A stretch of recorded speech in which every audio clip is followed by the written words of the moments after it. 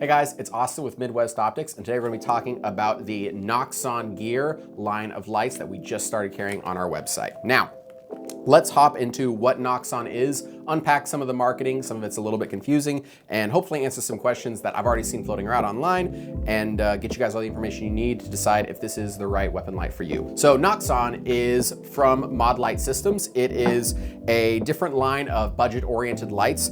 It appears to be marketed almost like it's its own separate company. Right now, all the information is on the Modlite website. I don't know if they're going to separate those further as time progresses, but that appears to be the direction they are going with it.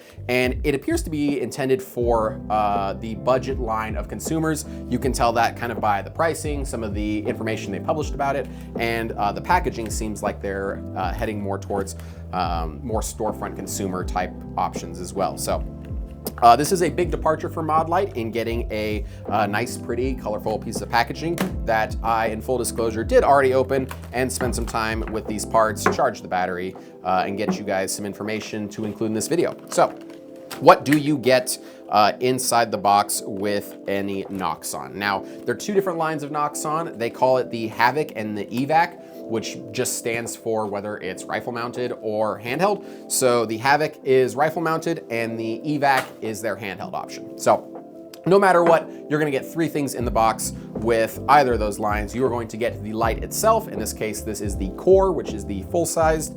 The mini would be the 18350 size. You are going to get the associated battery. This one is Modlite branded. Don't know if they'll go to NOXON branding. They may in the future, but for right now, it's a Modlite battery. And this one is the 18650 to match the NOXON itself.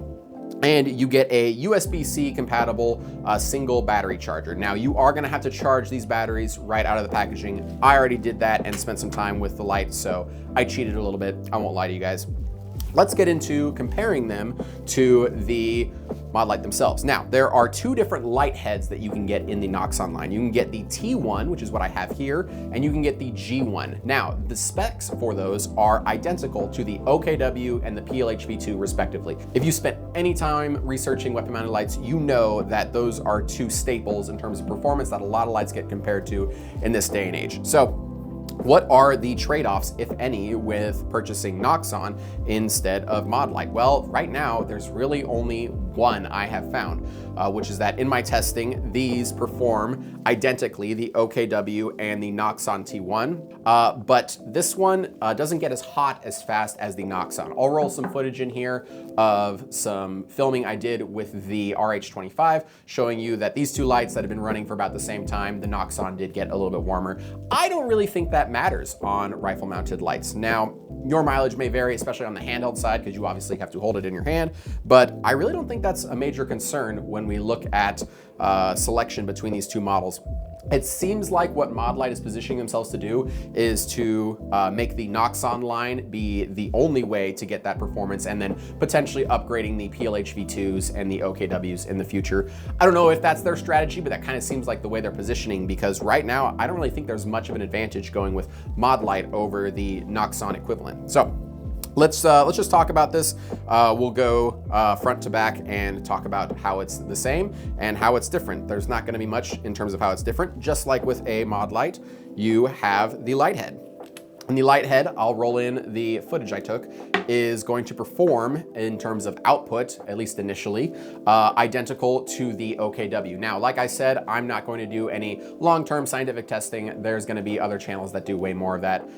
But as far as I can tell, they seem to perform identically. Moving further back, you have the body itself. Now, the body is going to determine what type of battery you have and whether or not it is a core or a mini. A core is gonna take an 18650 and a mini is gonna take an 18350. So hopefully that clears up that other nomenclature as well. And one question I've seen online is, can you use third-party tail caps with NOXON? And the answer to that is yes.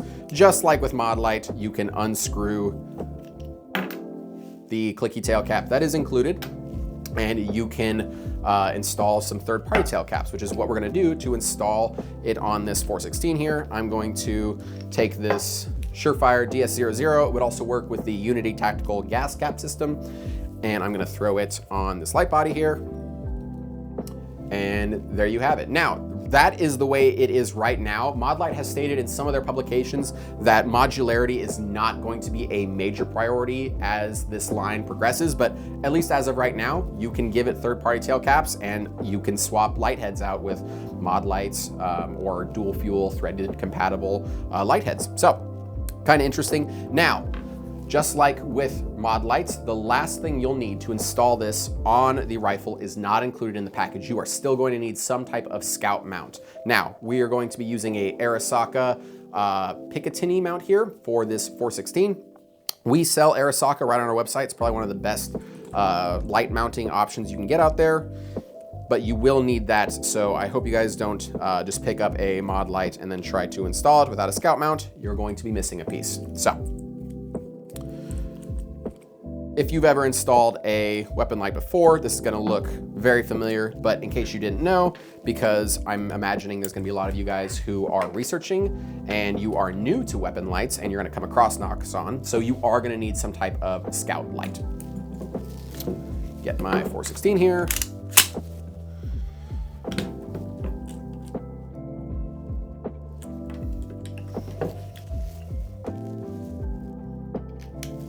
And there you have it. I've installed a NOXON on this 416 and it works with the pressure pad just fine. If I wanted to, I could have not used the pressure pad and just used the included clicky tail cap and just run it on strong side, but I already have a pressure pad set up here. So I have put the NOXON on there.